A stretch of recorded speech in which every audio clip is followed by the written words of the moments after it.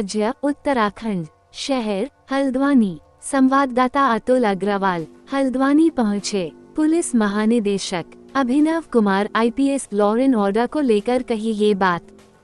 केंद्र के किसी पुलिस विभाग में, न देश के किसी पुलिस विभाग में, तो ऐसी कोई व्यवस्था जो देश के किसी अन्य पुलिस विभाग में नहीं है, उस पे हम मतलब उस पे मेरा कोई आश्वासन देना ना तो उचित है ना संभव। सिंपल सी बात। माननीय मुख्यमंत्री जी, जो हमारे गृह मंत्री जी भी हैं, वो भी लगातार पुलिस के मॉडर्नाइजेशन पर और पुलिस की मतलब पुलिस के संसाधनों को सुधार करने के लिए लगातार चिंता व्यक्त करते रहते हैं, लगातार अपना मार्गदर्शन देते रहते हैं। तो उसी क्रम में हम लोग एक वृहद योजना बना के पुलिस विभाग के हर पहलू में हम उसको सुदृढ़ करने के लिए क्रियाशील हैं।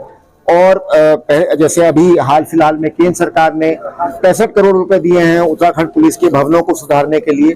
अभी कुछ दिन पहले शासन में एक उच्च स्तरीय मीटिंग हुई थी, 25 करोड़ रुपए हमें जल्दी मिलने वाले हैं गाड़ियों की खरीद के लिए। तो इस तरह से चाहे वो गाड़ियां हो, चाहे वो भवन हो और चाहे टेक्नोलॉजी हो, पुलिस विभाग के हर क्षेत्र में हम लोग लगातार इंफ्रास्ट्रक्चर को इम्प्रूव करने की कोशिश कर रहे हैं।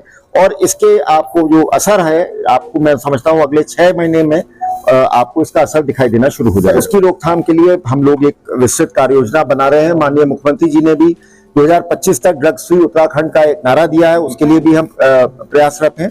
और हमारी कोशिश रहेगी कि अगले 3-4 महीने में एक तो मुख्यालय स्तर पर एक एंटी नारकोटिक्स टास्क फोर्स का गठन करने की प्रक्रिया क्रियाशील है, और साथ ही साथ जनपद स्तर पर हम ये कोशिश करेंगे कि स्कूलों को साथ लेके, अभिभावकों को साथ लेके, जो बच्चों में ये जो खास तौर से प्रवृत्ति बढ़ रही है उसकी रोकथाम के लिए हम पहले से ही प्रयास करें कि बच्चों को काउंसलिंग के माध्यम से, उनको ट्रीटमेंट के माध्यम से नशे की तरफ जाने से। देखिए, सरकारी गाड़ियों का इंश्योरेंस का कोई प्रावधान नहीं है।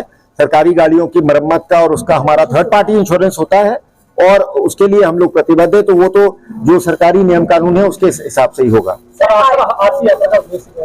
देखिए, मेन यात्रा का यही उद्देश्य था। पहले मैं आया था जब बनभूलपुरा वाली घटना हुई थी, लेकिन इस बार यही था कि 3-4 दिन कुमाऊं क्षेत्र का, पूरे क्षेत्र का भ्रमण करके यहाँ की अपराध और कानून व्यवस्था की स्थिति का अपने कर्मियों से जायजा लूं, जनता से संवाद हो, जनता से भी फीडबैक मिले और मीडिया से भी इंटरेक्शन के माध्यम से फीडबैक मिले, ताकि हम कुमाऊं क्षेत्र की पुलिस व्यवस्था को, विशेष रूप से हल्द्वानी शहर की पुलिस व्यवस्था को और सुदृढ़ कर सकें। देखिए, जहां तक रही अपराधों की बात, हमारे इंस्ट्रक्शंस बड़े क्लियर हैं। महिला संबंधी कोई भी अपराध की सूचना आती है तो एक तो उसमें सबसे पहले हमारा काम है FIR दर्ज करना।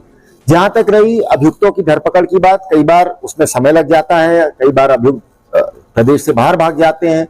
अभी एक प्रकरण हुआ जिसमें दुपसंग वाला जो प्रकरण हुआ उसमें 20-25 दिन लग गए थे। लेकिन महिला अपराधों को लेके हमारा पुलिस मुख्यालय भी और सभी डिस्ट्रिक्ट SSPs भी बहुत सेंसिटिव हैं और पूरी तरह से मुस्तैद है, और हमारी कोशिश रहेगी कि इसमें और पुलिस परफॉर्मेंस को इम्प्रूव किया।